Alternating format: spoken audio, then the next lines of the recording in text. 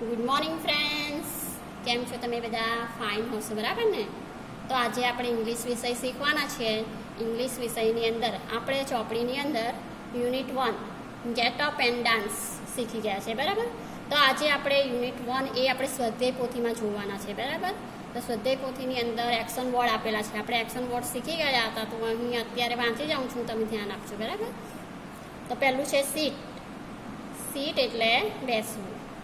પછી છે stand. Stand એટલે ઊભા રહેવું. પછી છે વોક. વોક એટલે ચાલવું. રન. રન એટલે દોડવું. જમ્પ. જમ્પ એટલે કૂદવું. સ્કીપ. સ્કીપ એટલે દોરડા કૂદવું. જુઓ, જમ્પ એટલે કૂદવું થશે અને સ્કીપ એટલે દોરડા કૂદવું એવું થશે, બરાબર? પછી છે ડાન્સ. ડાન્સ એટલે નાચવું. પછી છે યોન. યોન એટલે બગાસું ખાવું. પછી છે સ્લીપ. સ્લીપ એટલે ઊંઘવું. પછી ઈટ. ઈટ એટલે ખાવું. ડ્રિંક. ડ્રિંક એટલે પીવું. લાફ. લાફ એટલે હસવું. પછી આગળ જોઈએ ક્રાય. ક્રાય એટલે રડવું. પછી રીડ. રીડ એટલે વાંચવું. પછી રાઇટ. રાઇટ એટલે લખવું. પછી ડ્રો. ડ્રો એટલે કે દોરવું. આપણે ચિત્ર દોરીએ ને એ દોરવું. ક્લેપ. ક્લેપ એટલે તાળી પાડવી. કેચ. કેચ એટલે કે પકડવું. થ્રો. થ્રો એટલે ફેંકવું. પછી છે આગળ કિક. કિક એટલે લાત મારવી. પછી આગળ છે પુશ. પુશ એટલે ધક્કો મારવો. પછી એના નીચે છે પુલ. પુલ એટલે ખેંચવું. પછી આગળ ઓપન. ઓપન એટલે ખોલવું. અને છે છેલ્લે ક્લોઝ. ક્લોઝ એટલે બંધ કરવું, બરાબર? આ બધા શું છે? એક્શન વર્ડ, ક્રિયા કરનારા બધા શબ્દો છે, બરાબર? તો આપણે નીચે જોઈએ, સૂચના વાંચીએ. પ્રશ્ન 1 છે, ચિત્રો જોઈ કૌંસમાંથી યોગ્ય શબ્દો પસંદ કરીને લખો, બરાબર? શું કરવાનું છે? તમારે ચિત્ર જોવાનું છે. દેખાય છે અહીં તમને આ ચિત્ર આપેલું છે, બરાબર? એ ચિત્રમાં કઈ ક્રિયા થાય છે તે આપણે એક્શન વર્ડ અહીં આપણને કૌંસમાં આપેલા છે. 2 એક્શન વર્ડ આપેલા છે, બરાબર? એક છે રન અને એક છે વોક. તો એ ચિત્રની અંદર કયું એક્શન છે, કઈ ક્રિયા થાય છે તે આપણે જોવાનું છે. તે છોકરો દોડી રહ્યો છે કે ચાલી રહ્યો છે? તો દોડી રહ્યો છે ને, રન કરી રહ્યો છે. એટલે રન એટલે કે શું શીખ્યા આપણે? રન એટલે દોડવું. તેનો જવાબ આવશે રન. તો આપણે અહીં લખીશું રન, બરાબર? પછી આગળ જોઈએ ચિત્ર નંબર 2. ચિત્રની અંદર તમને કઈ ક્રિયા દેખાય છે? છોકરી શું કરે છે? તો ખાઈ રહી છે, બરાબર ને? તો ખાવું એટલે આપણે ખાવું એટલે શું જોયું? ખાવું એટલે ઈટ, બરાબર? તો ઈટ આયરો અહીંયા. તો આપણે અહીં એક્શન વર્ડ કયો આવશે? ઈટ. થઈ ગયું ઈટ. પછી આગળ જોઈએ 3જા નંબરનું ચિત્ર. 3જા નંબરના ચિત્રની અંદર આપણને શું દેખાય છે? તો વિકલ્પ આપણને આપ્યા છે સ્ટેન્ડ એન્ડ સીટ. તો આપણે સ્ટેન્ડ એટલે શીખી ગયા કે સ્ટેન્ડ એટલે ઊભા રહેવું અને સીટ એટલે કઈ ક્રિયા કરવી? સીટ એટલે બેસવું. તો આ વ્યક્તિ ઊભેલો છે કે બેસેલો છે? તો એ વ્યક્તિ બેસેલો છે. બેસવું એટલે સીટ. તો અહીં આવશે સીટ, બરાબર? હવે આપણે આગળ જોઈએ. તો આગળ છે 4થા નંબરનું. આ ચિત્રમાં તમને શું દેખાય છે? આ બાળક છે એ કંઈક પી રહ્યું છે, બરાબર ને? ગ્લાસ એના મોં પાસે દેખાય છે. એટલે પીવું, એ પી રહ્યું છે. તો પીવું એટલે કઈ ક્રિયા? એને અંગ્રેજીમાં શું કહેવાશે?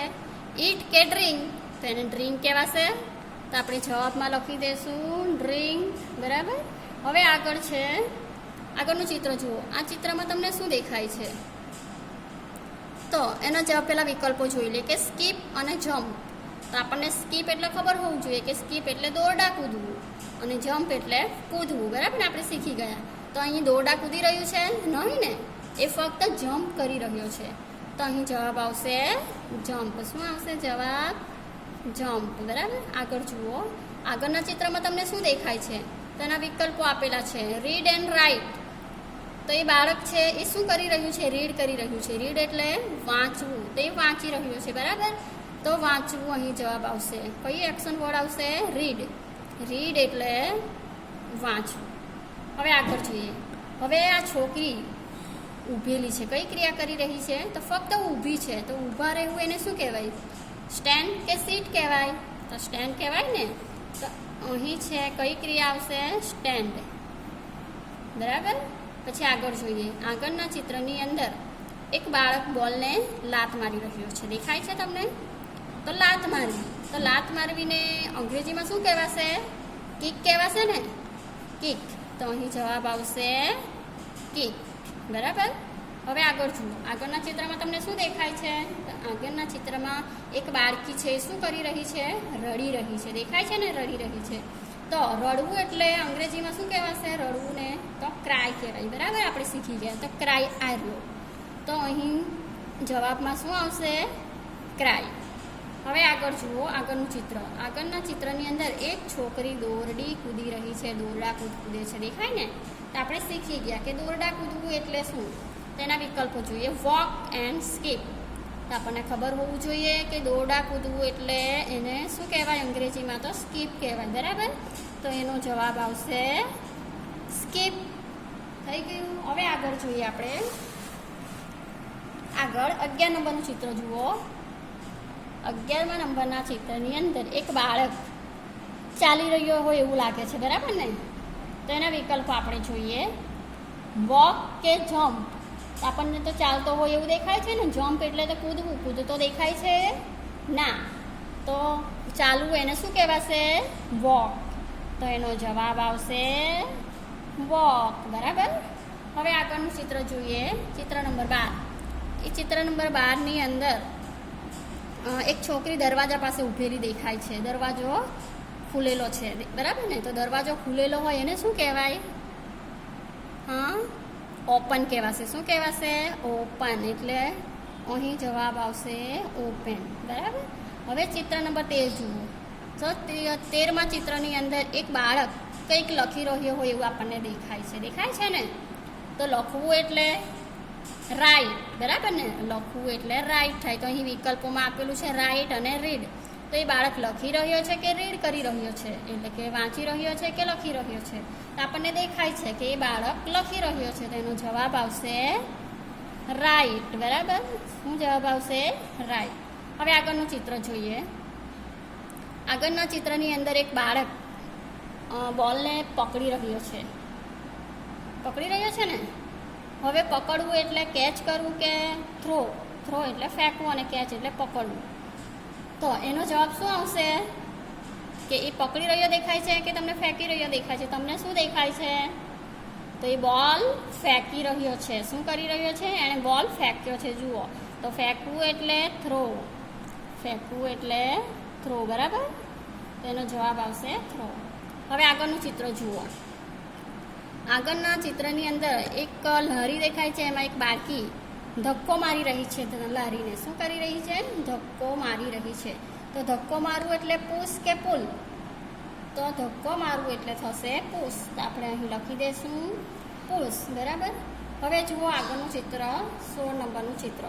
16 નંબરનું જે ચિત્ર છે એની અંદર એક બાળકી પોતાના બેડમાં ઊંઘેલી દેખાય છે. દેખાય છે ને? તો આપણે વિકલ્પ જોઈએ. Stand and sleep. તો એ બાળકી સ્ટેન્ડ એટલે કે ઊભી છે કે સ્લીપ કરેલું છે એટલે કે ઊંઘેલી છે? તો આપણને ઊંઘેલી દેખાય છે ને ચિત્રમાં. તો એનો જવાબ આવશે સ્લીપ. શું આવશે જવાબ? સ્લીપ. સ્લીપ એટલે ઊંઘવું. હવે આગળનું ચિત્ર જુઓ. 17 નંબરનું ચિત્રમાં એક બાળક છે. બરાબર. એ બાળકનો હાવભાવ જુઓ કેવો દેખાય છે? તેનો વિકલ્પ આપેલો છે. લાફ કે ક્રાય? એ બાળક લાફ એટલે હસતો દેખાય છે કે ક્રાય? ક્રાય એટલે રડતો દેખાય છે. કેવો દેખાય છે તમને એનું ચિત્ર? તો હસતો હોય એવું લાગે છે ને? તો એનો જવાબ આવશે લાફ. શું આવશે એનો જવાબ? લાફ. બરાબર. હવે આગળ જોઈએ આપણે. જુઓ 18 નંબરનું ચિત્ર. એક છોકરી છે. એણે બોલને પકડ્યો છે. શું કર્યું છે? બોલને પકડેલો છે. દેખાય છે તમને? તો એ જુઓ એના વિકલ્પો. Catch and throw. કેચ એટલે પકડવું અને થ્રો એટલે ફેંકવું.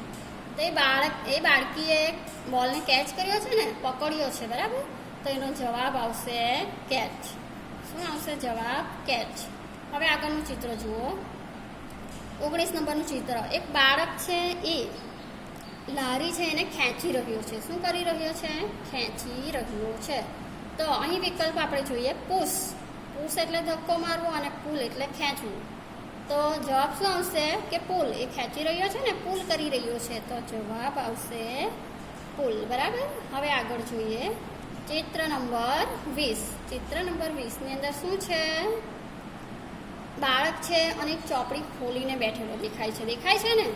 હા. તો હવે એના વિકલ્પ આપણે જોઈએ ઓપન એન્ડ ક્લોઝ. તો એ બાળકના હાથમાં જે ચોપડી છે, ઓપન એટલે ખુલ્લી છે અને ક્લોઝ એટલે બંધ. તો એ બાળકના હાથમાં જે ચોપડી આપણને ખુલ્લી દેખાય છે કે બંધ દેખાય છે? તો ખુલ્લી દેખાય છે ને, તો આપણે એનો જવાબ લખીશું ઓપન એટલે ખુલ્લી છે. બરાબર. હવે આપણે આગળ જોઈએ પાર્ટ્સ ઓફ ધ બોડી. આપણે આ પુસ્તકની અંદર શીખી ગયા છે, બરાબર ને? યુનિટ 1 ની અંદર. હવે આ સ્વાધ્યાય પોથીમાં જે આપ્યા છે પાર્ટ્સ ઓફ બોડીના નામ, એ આપણે વાંચી જઈએ. તમે ધ્યાનથી જોજો. હા. પહેલું છે હેડ. હેડ એટલે માથું. પછી હેર એટલે વાળ. આઈસ એટલે આંખો. ઇયર્સ એટલે કાન. નોઝ એટલે નાક.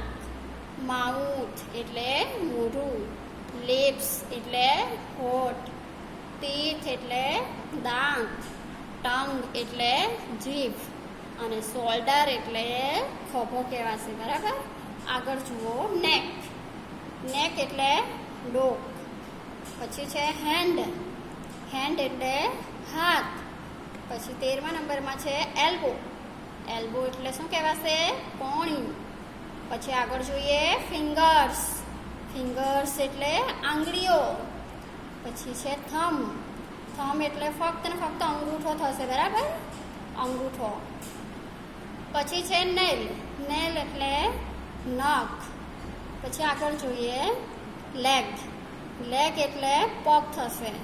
અને 18માં છે કે ની એટલે આપણી ઢીંચણ. આપણે ઘૂંટણ કહીએ ને, એ ઢીંચણ. પછી 19મા નંબરમાં છે ટોઝ. ટોઝ એટલે પગની આંગળીઓ. ખાલી ફિંગર્સ હશે તો હાથની આંગળીઓ થશે, અને ટોઝ હશે તો પગની આંગળીઓ થશે. બરાબર. તો હવે એની ખાલી જગ્યા છે તે આપણે જોઈએ. પ્રશ્ન નંબર 2. ચિત્ર જોઈ કૌંસમાંથી યોગ્ય શબ્દ પસંદ કરી લખો. બરાબર. હવે ચિત્ર જુઓ. અહીં ચિત્ર આપણને આપેલું હશે. એ ચિત્રમાંથી આપણે પાર્ટ્સ ઓફ બોડીનું ચિત્ર હશે, એટલે કે શરીરના કોઈ પણ અંગનું ચિત્ર આપેલું હશે અને વિકલ્પો આપ્યા હશે. એ વિકલ્પમાં 2 નામ આપ્યા હશે, એક ખરું હશે અને એક ખોટું હશે. બરાબર. તો એમાંથી આપણે સાચો જવાબ લખવાનો છે. તો પહેલું ચિત્ર આપણે જોઈએ. ચાલો. એ ચિત્રની અંદર આપણને શું દેખાય છે? તો વિકલ્પ જોઈએ ઇયર્સ કે આઈસ. ઇયર્સ એટલે કાન અને આઈસ એટલે આંખ. તો ઇયર્સ દેખાય છે કે આઈસ દેખાય છે? તો આપણને ઇયર્સ દેખાય છે ને, કાન દેખાય છે. કાન એટલે ઇયર્સ. તો આપણે શું લખવું પડશે અહીં? ઇયર્સ. બરાબર. હવે આગળ જોઈએ. આગળ છે બીજા નંબરના ચિત્રમાં તમને શું દેખાય છે? પગ દેખાય છે. પગ દેખાય છે ને, પગનું ચિત્ર. તો પગ માટે અહીં વિકલ્પો જોઈએ હેન્ડ કે લેગ. તો પગને શું કહેવાશે અંગ્રેજીમાં? હેન્ડ કહેવાશે કે લેગ કહેવાશે? તો લેગ કહેવાશે ને. તો આપણે અહીં લખી દઈએ લેગ. બરાબર. હવે આગળનું ચિત્ર જુઓ. આગળના ચિત્રમાં શું દેખાય છે? બધાને આવડવું જોઈએ. આ તો આંખો દેખાય છે ને, 2 આંખો દેખાય છે. તો હવે આંખને વિકલ્પોમાં જોઈએ શું આપેલું છે? Ears and eyes. તો હવે આંખને અંગ્રેજીમાં શું કહેવાય? ઇયર્સ કહેવાય કે આઈસ કહેવાશે? તો આઈસ કહેવાય. બરાબર. તો આપણે લખી દઈએ આઈસ. થઈ ગયું. હવે આગળ જુઓ ચોથું ચિત્ર.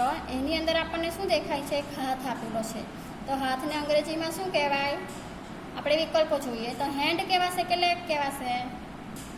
તો હાથને અંગ્રેજીમાં હેન્ડ કહેવાશે. બરાબર. તો આપણે હેન્ડ લખી દઈએ. બરાબર. પછી આગળ જોઈએ 5મું ચિત્ર.